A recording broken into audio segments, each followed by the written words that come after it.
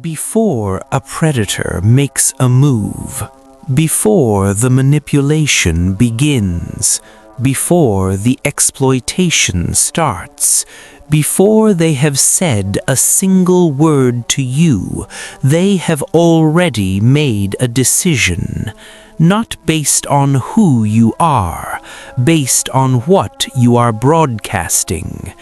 Every person walking through the world is sending out signals they cannot see, but others absolutely can. Signals that communicate without a single word, whether you are easy or difficult, whether you can be moved or whether you cannot, whether your boundaries are real or whether they are suggestions waiting to be tested. And the people who know how to read those signals, the manipulators, the users, the dark psychology practitioners who scan every room they enter for targets, they read yours before you have finished your first sentence. Today we are going into the 6 behaviors that tell them you are the easiest target in the room. Not to make you paranoid, to make you unreadable. Stay until the very end, because behavior number 4 is the one that most people never see in themselves until it is too late. There is a principle in predatory psychology that most people never encounter, because the people who understand it have no interest in explaining it to their targets. Predators do not choose randomly. They do not approach people based on appearance or status or any of the obvious variables most people assume are the criteria. They choose based on signal. They are, at their core, extraordinarily skilled readers of behavioral signals.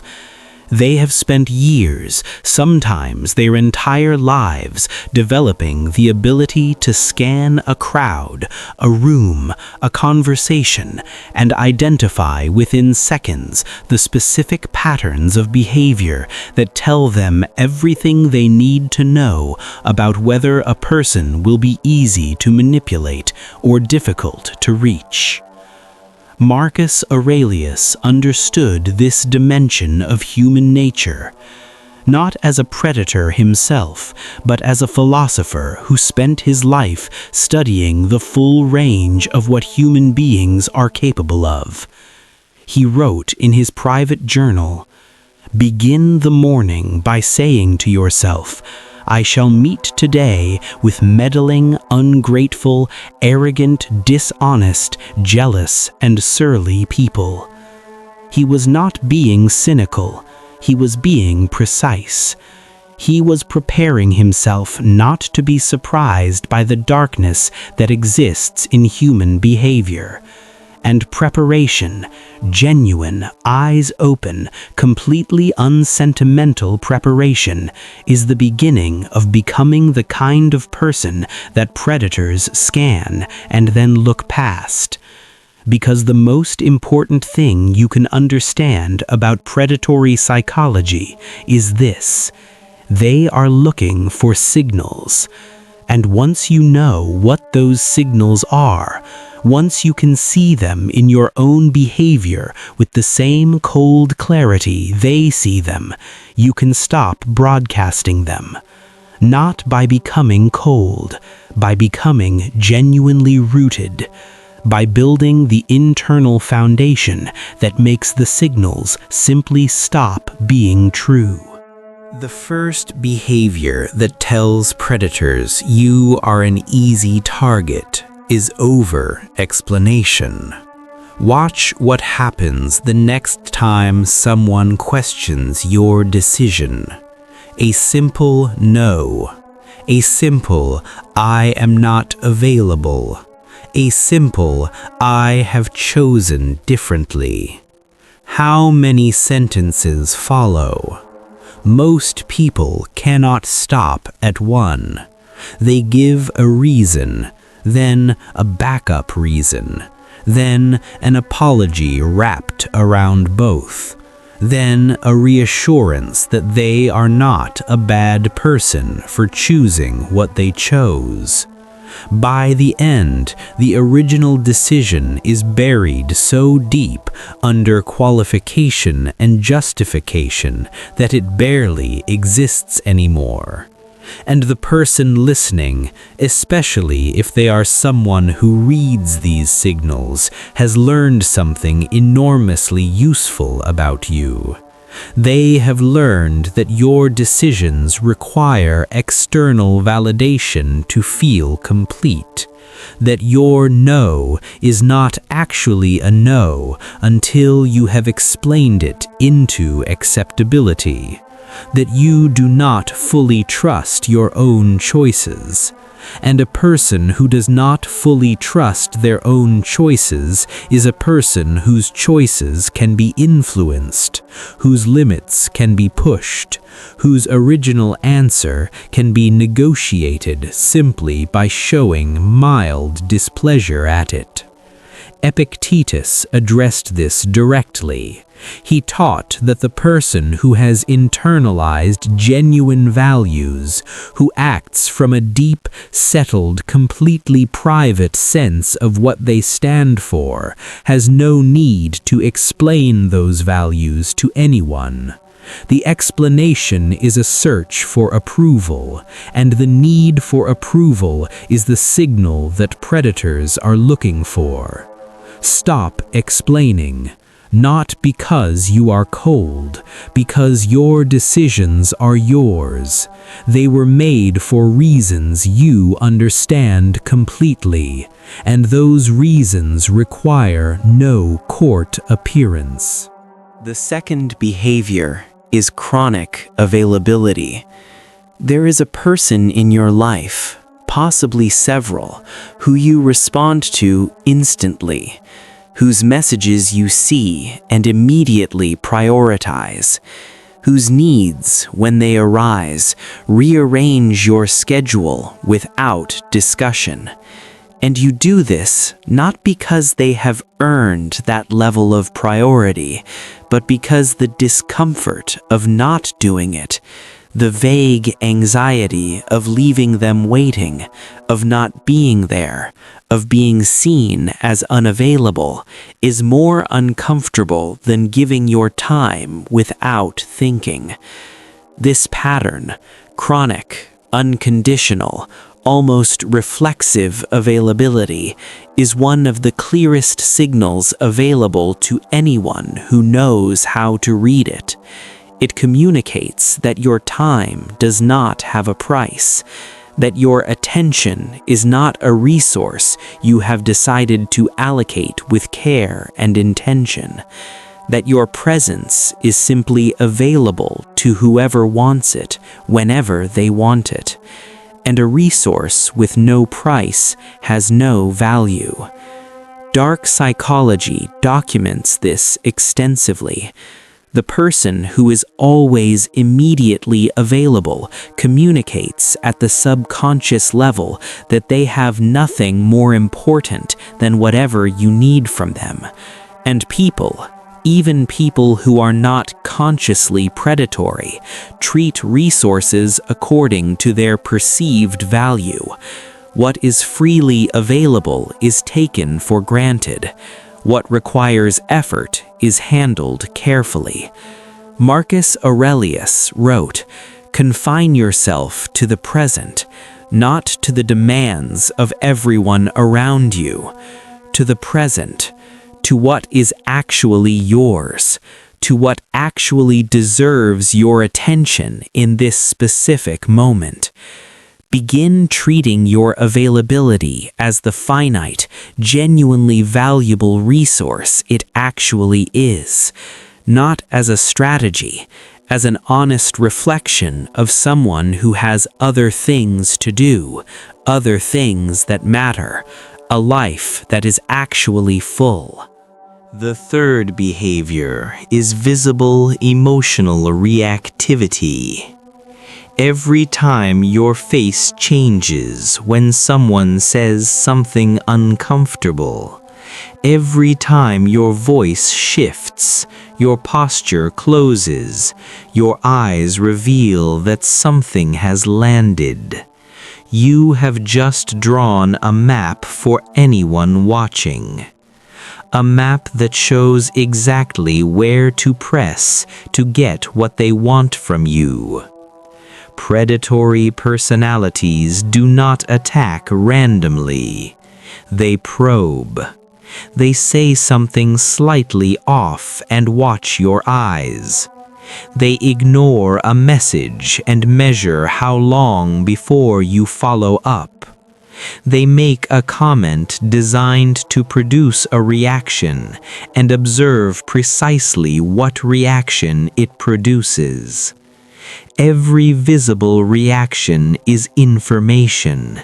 Information that tells them whether their approach is working, where your limits are, what you care about enough to be moved by.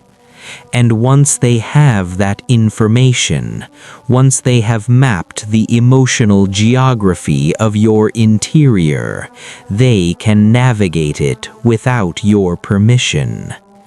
The Stoic practice of training your exterior to not be a mirror of your interior is not about hiding who you are. It is about protecting what is yours. Your interior life, your fears, your wounds, your genuine vulnerabilities belongs to you, not to whoever happens to be watching closely enough to exploit what they find. Marcus Aurelius called this the discipline of the face, the practice of receiving difficult things without broadcasting their impact. Not because you do not feel them, because feeling them is private, and privacy is power. The fourth behavior, the one I promised you, is apologizing for things that do not require apology. Listen to yourself over the next 24 hours. Count the number of times you say sorry for something that was not wrong, for existing in a space, for having a need, for asking a legitimate question, for taking time to think, for not immediately agreeing, for your presence, for your voice, for the basic acts of occupying the life you are living. Most people never notice how frequently they apologize for simply being. But the people who read these signals notice immediately, because compulsive apology, sorry that does not correspond to an actual wrong, communicates something at the deepest psychological level.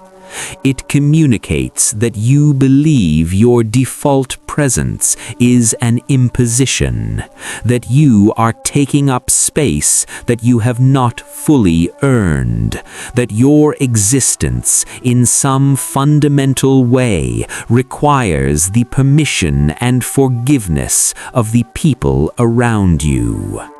And a person who believes this about themselves, who moves through the world as if their mere presence requires constant apology, has already handed over the most essential form of power available to any human being, the belief that they have a right to be here. Epictetus addressed this fundamental issue more directly than any philosopher before or since. He taught that the first question every person must answer for themselves is not what they want, or what they fear, or what they are capable of. The first question is this: do I believe I have the right to my own existence? And if the answer, in behavior if not in words, is no, then every interaction you will ever have begins from a position of fundamental disadvantage. Stop apologizing for existing, not because you are arrogant, because your existence requires no apology. It is simply true. The fifth behavior is the constant seeking of external validation. Watch how you tell a story. Do you check the listener's face between sentences to see if you are landing? Watch how you make decisions. Do you need to share them before they feel real? Watch how you handle silence. Do you rush to fill it with reassurances that you are okay, that everything is fine, that you are not upset? The constant checking, the continuous monitoring of whether others are confirming your reality, is one of the most detectable signals available to people who exploit it, because it tells them that your sense of yourself is not yet stable enough to stand on its own, that it requires regular external input to remain solid. And a person whose self-concept requires constant external maintenance is a person whose self-concept can be destabilized by simply withdrawing that maintenance, by going slightly cold, slightly less approving, slightly less confirming. The withdrawal of validation from someone who depends on it produces an urgency that predatory personalities use with extraordinary precision. You do not need to be perfect. You do not need to have no needs. You need to have enough inside, enough genuine self-knowledge, enough honest self-respect, enough real clarity about what you value and who you are, that the withdrawal of external confirmation does not crack the foundation. Marcus Aurelius wrote, "If it is not right, do not do it. If it is not true, do not say it." He was not asking for the approval of anyone watching. He was accountable to his own standards, not to the room's assessment of those standards.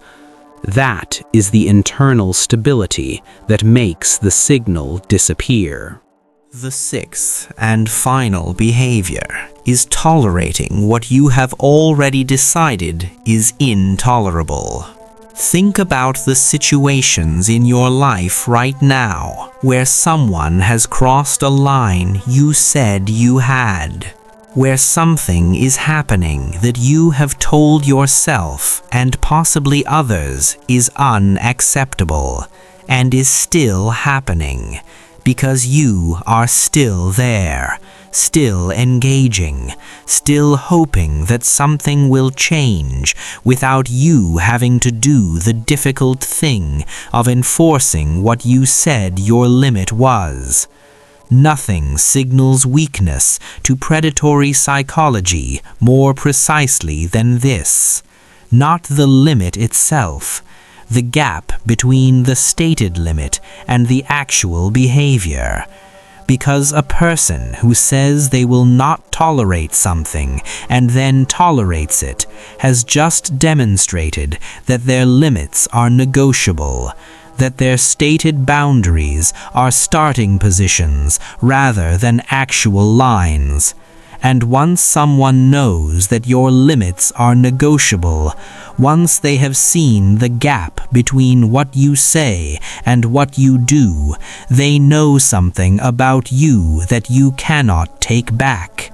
They know that pressure works, that persistence pays off, that if they push far enough, for long enough, with enough conviction, your stated no will eventually become a reluctant yes. Epictetus taught that the only person who is truly free is the person whose actions correspond to their values. Not their stated values, their actual values, the values visible in what they do when what they said becomes difficult to hold. Begin closing the gap, not all at once, not through dramatic confrontation, through the quiet, consistent, completely private practice of doing what you said you were going to do, even when it is uncomfortable, especially when it is uncomfortable, because every time you do, every time the gap closes by one more choice, the signal changes, and eventually the most important signal of all goes out, the signal that says this person means what they say. And that signal, more than any other, is the one that predators read and then move past. Subscribe to Dark Stoic. Every single week we go exactly this deep into the psychology of what it actually means to be genuinely safe in a world that looks for weakness before it looks for anything else. This is only the beginning. Subscribe and begin changing what you broadcast.